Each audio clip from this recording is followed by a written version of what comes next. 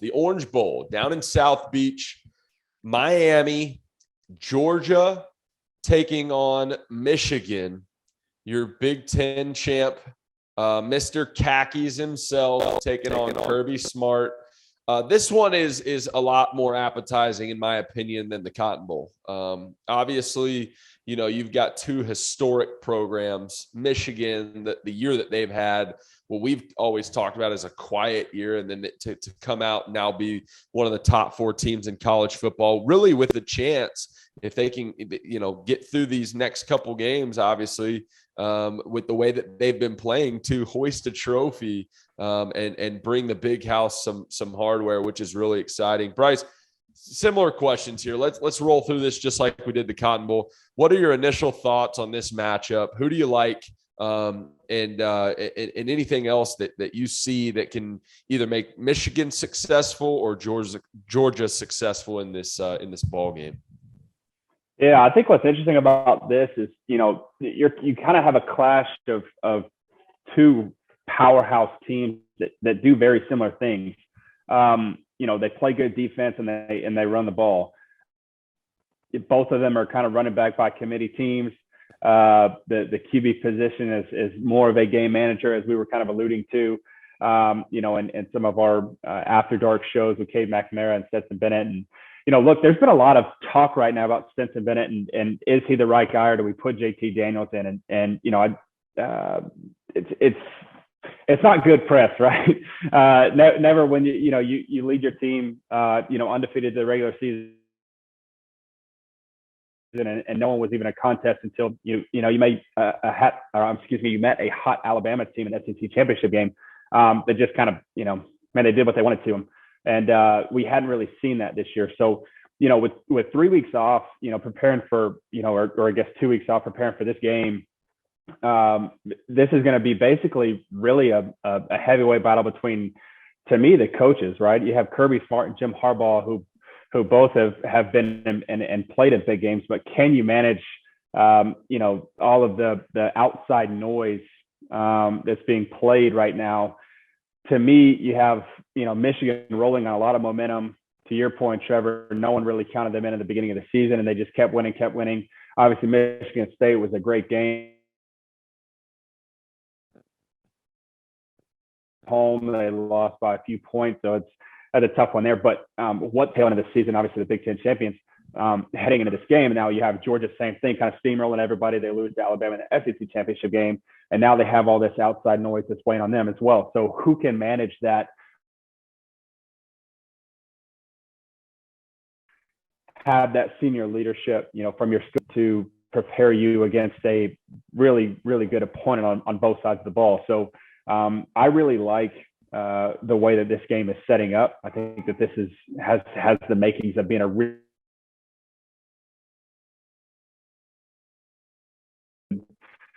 kind of that 35-34 kind of game. These teams are going to score, even though they have great defenses. I think that Michigan's watching the heck out of this SEC championship game and what they were able to do through the air. Talking on Alabama and Bryce Young and what they did to this Georgia defense that was, for a lot of people, impenetrable for a long time. So I really like this matchup, like you said, and kind of excited to watch this one, probably more so, I think, a little bit than the Alabama-Cincinnati game myself.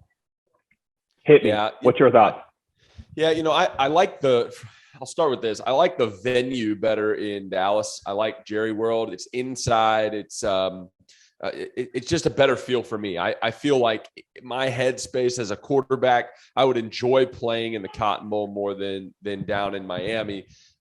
Miami was fun. You play at the Dolphin Stadium. You get to go to the beach, all that kind of fun stuff. But just from a headspace standpoint, I enjoyed the Cotton Bowl experience more. But that being said, back to football, right? It is a much more appetizing game. I think that what we've said all year long about Georgia is they ride on their defense. Obviously, it doesn't matter who they have at quarterback. Plug and play either of those guys. They're good enough to get the job done. At this point in the season, they're going to have to play their best ball. So Kirby Smart's got a huge decision on his hands. To your point, a guy that's you've kind of rolled with the whole season, or a guy that started the year out as your starter and has a lot of talent as well. are they going to strike lightning in a bottle on this given night and pick the right guy? It's a tough decision to make. But I trust that Kirby Smart and his program will do that. I'll tell you what, though, I've been a huge Georgia fan this whole year because of what they've done specifically on the defensive side of the ball. But man, quiet Wolverines, right? I think Jim Harbaugh is finally showing people that, hey, just give him some time, just let him develop the culture. And we've got cats on our team too that are just as good as anybody we line up against. Aiden Hutchinson obviously is climbing the ranks, looking like he's going to be one of the first picks in the draft.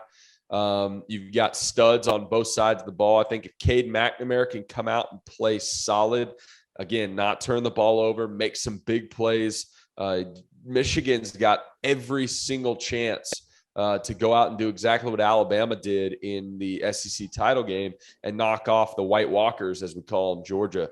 Georgia is a 7.5-point favorite right now. Again, thank you, Bet Rivers, for that line. I think that's too high. Especially coming off the loss to Alabama and what Michigan has done going through what I think is one of the stronger Big East schedules that we've seen. Those guys are just beating up on each other. Michigan is ready. I think they're probably preparing in a way right now that's saying, hey, they're not giving us a shot. We're going to go in there and prove that we are one of, if not the best teams in the country.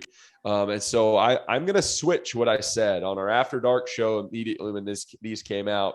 I said that I liked Georgia winning the whole thing.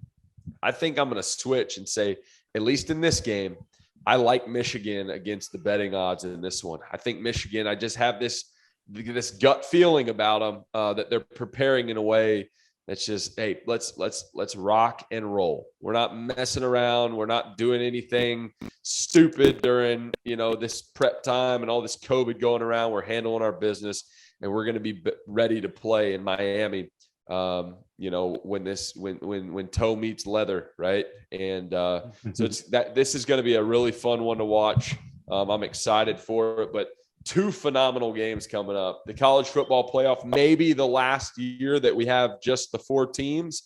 We'll see, what they decide moving forward. But for now, these are the two big enchiladas to watch, and they're going to be tasty. Let me tell you. I couldn't end it better myself, partner. As always, it's great to talk to you about, football specifically, but just hearing your knowledge about the game, a little bit of a personal appetite as well with the enchiladas. So I'm excited about these games as well. So I think, if I remember right, you have Alabama playing Michigan in the national championship game, correct? That's right. What do you got? And then who do you have winning it all? I've got Alabama winning yet another one. Okay. Nick Saban's the greatest college football coach of all time. Yeah, I love it.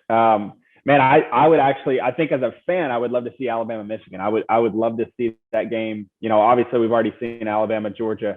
Can Michigan do enough? I think they can. I don't know what's going to happen with this QB situation. It's a weird time to come into, the college football playoffs, and you still don't really know who your signal caller is. So for that, I'm flipping with you, crazy enough. And I'm going to say Alabama, Michigan. And then I think that if Michigan rolls Georgia or not even rolls and just beats them, I think they're going to continue to ride this momentum. And I got Michigan. So my whole After Dark, the predictions are all out of whack right now. I'm throwing them all out like, the wrapping paper I just threw out today. So I got Michigan winning it all. Love it. All right. So we've got the same national championship matchup, but you're rolling with Michigan. I'm rolling with Alabama. We'll see how it turns out. Let's grab a beer together. All right. All you college football fans out there, enjoy it, especially the Big 12 ones. Thank you, as always, for listening and tuning into us. It's always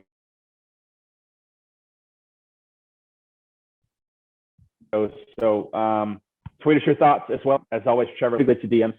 So if you can, slide on in there. And then you guys have a happy holidays and New Year's if we don't talk to you before then. And then we'll get ready for the big showdown here in Indianapolis here in a couple weeks. And we will have an After Dark show on the 1st, just kind of recapping these games. So make sure and tune into that. And then, yes, we will be in Indianapolis, as Bryce said, for the national championship. there that first weekend or second week, I guess, of January. So tune into that, guys. As always, we enjoy you rolling with us. We appreciate you rolling with us on the Trevor and Bryce show. And that's another episode. See you guys soon.